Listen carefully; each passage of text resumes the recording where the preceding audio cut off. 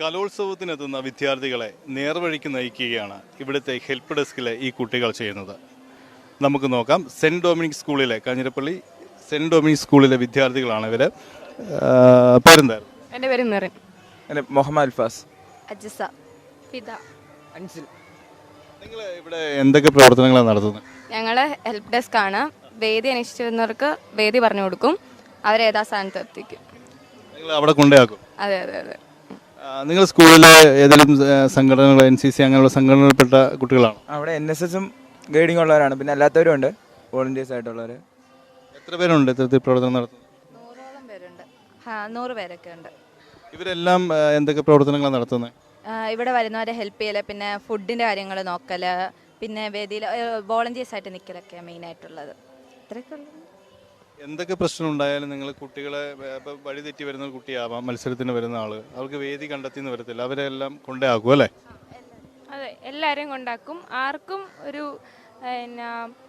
ഒരു തടസ്സമൊന്നും ഇല്ലാതെ ആര് എവിടെ ചോദിച്ചാലും അതുകൊണ്ട് എത്തിച്ചിരിക്കും. ആ സ്റ്റേജ് എത്തേണ്ടടുത്ത് എത്തിച്ചു. നിങ്ങൾ ആദ്യമായിട്ടാണോ ഇത്തരത്തിലുള്ള നേതൃത്വം നൽകി വരുന്നത്? കഴിഞ്ഞ വട്ടവും ചെയ്തായിരുന്നു. ഇതിൻ്റെ ഒരു അനുഭവമൊക്കെ എങ്ങനെയാണ്? നിങ്ങൾ അനുഭവം പ്രത്യേകിച്ച് അനുഭവമൊന്നുമില്ല. ഇവിടെ അടിപൊളി, എല്ലാവരും ഹെൽപ്പ് ചെയ്യണം എന്നുള്ളൊരു ഇതിലാണല്ലോ വന്നിരിക്കുന്നത്. ശരിക്കും ഇത്തരത്തിലൊരു എല്ലാവരും സഹായിക്കുക എന്നുള്ളൊരു പ്രവർത്തനം നിങ്ങളിപ്പോൾ നടത്തുന്നത്.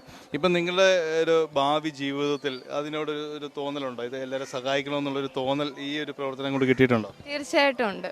ഇത് നമുക്ക് നല്ലൊരു എക്സ്പീരിയൻസ് ആണ്. അത് മാത്രമല്ല, നമ്മൾ ഫ്യൂച്ചറിലും ഇങ്ങനെ ഹെൽപ്പ് ചെയ്യുക എന്നുള്ളൊരു മനോഭാവത്തോടു കൂടി മുമ്പോട്ട് പോകുന്നു. ഇതിന് നേതൃത്വം നൽകുന്ന അധ്യാപകരുണ്ടോ?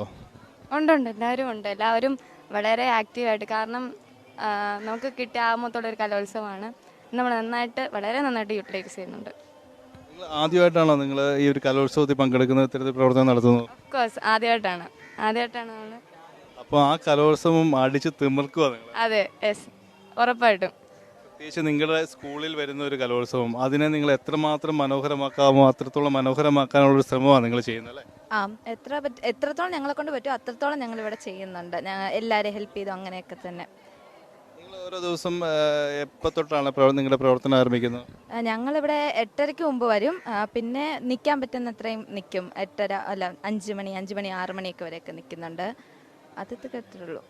പിന്നെ ഈ കലോത്സവ നഗരിയിൽ വിദ്യാർത്ഥികളുടെ ക്ഷേമ പ്രവർത്തനങ്ങളാണ് ഈ കാണുന്ന കുട്ടികൾ നടത്തി വരുന്നത്. Cameraman S. സെൽവരാജിനോടൊപ്പം സൽജി എടുത്തു.